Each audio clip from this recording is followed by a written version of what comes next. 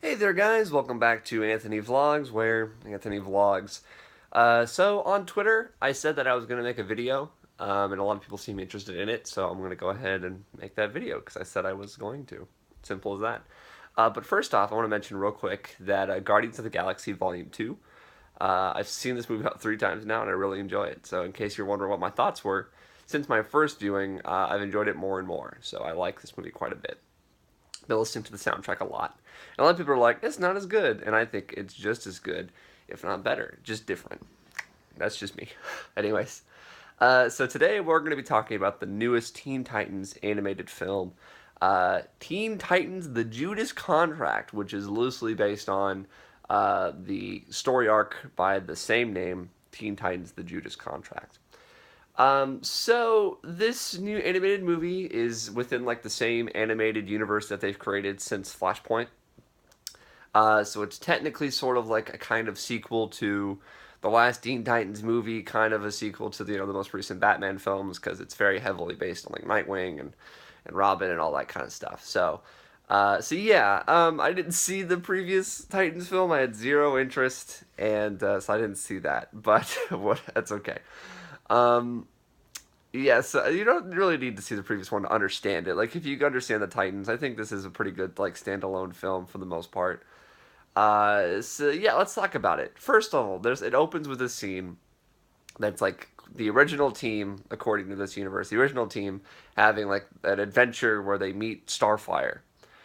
And I don't understand why it's in the film. Considering we've already met Starfire in this universe, I don't understand at all why we need this introduction to the character.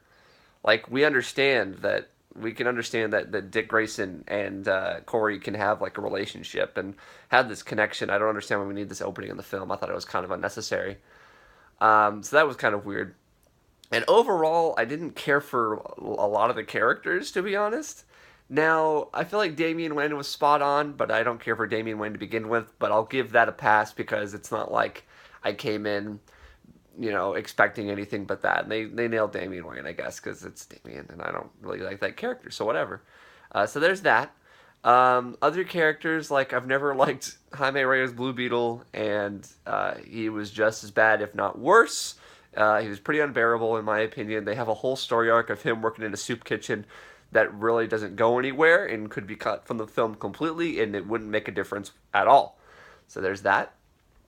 Um, Beast Boy's fine. My problem with Beast Boy in this film is that the actor feels like he's trying to do a Greg Sipes impression, like from the Teen Titans cartoon and Teen Titans Go to a point.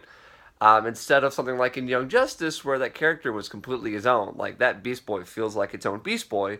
This Beast Boy feels like an impression or an imitation of the Teen Titans cartoon Beast Boy, which is a shame. I understand it's kind of like the iconic thing. It's like Cyborg and all the other versions of like those characters from that cartoon are pretty iconic for people generally around my age. But it's one of those things where, like I said, Young Justice did their own take on it, and the voice actor got to do their own version, and it sounded unique and cool. This one does not, in my opinion. Raven, don't like this Raven whatsoever. I think she's bad. She's not Raven at all. Like God, she talks so much, and she's so like snarky, and she always has something to say. And it's like the Raven I know is sophisticated, and it's not worth her time to always be commenting like little stupid remarks. And I didn't get it. I didn't get her deal, which was unfortunate. And I feel like the last one was about Trigon and her dad and all that garbage. So I'm sure maybe they explained somewhat there. That was whatever. Starfire was solid.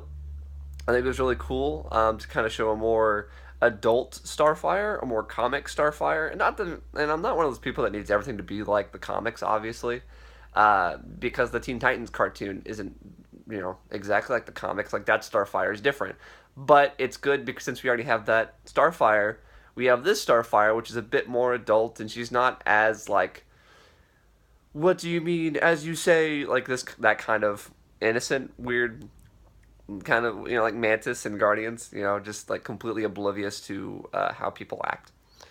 Um, she was good. Dick obviously was really good. Sean Mayer's really come into this role a lot. He's really fitting it really well. I like him quite a bit. Who were the other characters in this movie? I can't even remember. I guess that's all of them but Tara. So Tara, of course, is the new Titan in this film, and the story is all about her. And if you know anything about the Judas contract, you know that the whole plot of Tara is that she works with Slade, and she's infiltrating the Titans to fill out this contract to eliminate them. So I mean, that's kind of one of the things with this is that the contract with the Titans, and I don't know if this was touched on previously in the previous animated film, but the whole thing with the Titans is that Deathstroke was given an option in the comics. He was given an option to like take out the Titans, and he said, "I don't work with kids."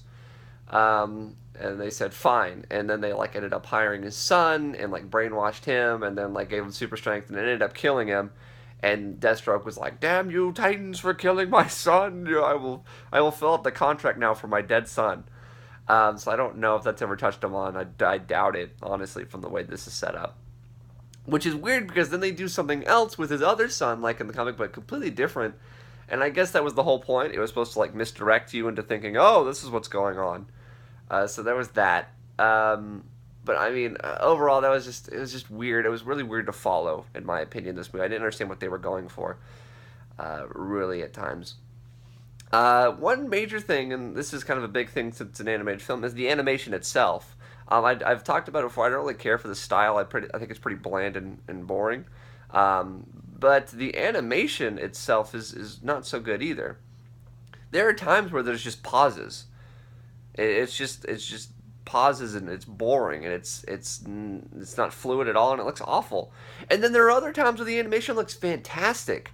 It's like there's probably a good maybe 5 to 10 minutes, well maybe not 10 minutes, maybe 5 minutes, 7 minutes average of like really good animation. That's fluid and it looks great and all that kind of stuff. And then there's the rest of it that just looks like garbage and I don't understand why. It was just budgetary reasons, I guess. So to wrap this kind of thing up, it's just a lot of me rambling about what I don't like, I guess. There's things I like about it. There's aspects I like. Um, but here and there, overall, it's just another bad DC animated film. It just doesn't reach that level of, say, like Under the Red Hood anymore. We don't have those anymore. And I'm sure people are liking this, and it's sort of like a thing of like, yeah, I mean, they're not awful, because they're not like the worst thing in the world. They're not like super insulting. They just, for me, feel like kind of a waste of my time. I don't come out of it going, well, that was a fun experience. Like, there's things I like. Like, there's a big ending battle where it reminded me of, like, X-Men Apocalypse, where, like, they're all teaming up and using their powers to beat the bad guy, and it's really great. There's a point where, like, the bad guy, I'm not going to spoil too much for it, I guess. Not that it matters, but the bad guy is Brother Blood, and he's absorbed all their superpowers. I spoiled it. And, like, he ends up fighting all the Titans. And then, like, after one of them, you know, they start knocking him back and forth, you know, using all their powers, like, as a team. And then, like, Raven does, like, this big demon thing. And he just looks at it and goes, "What the hell?" And I lost it. I was watching it with Kirk, and I thought that was the funniest thing in the world. Just because, like, it just felt honest. After all this crap, what the hell? It was so great. But other than that, yeah, not a good movie, in my opinion. I don't recommend watching it. So yeah, if you like these movies, it's not like the worst one. It's probably one of the better ones. So honestly, you could probably watch it if you like the rest. But if you're like me, and these movies just aren't cutting it for you, then it's gonna be another bad time. So yeah, guys, this has been me. All of it on the Teen Titans themselves. There they are, guys. Check out the rest of my videos if you want. Comment below what you thought of the Teen Titans, the Judy Booty, Summer Moody. Judy Bloom. Alright, see you guys later.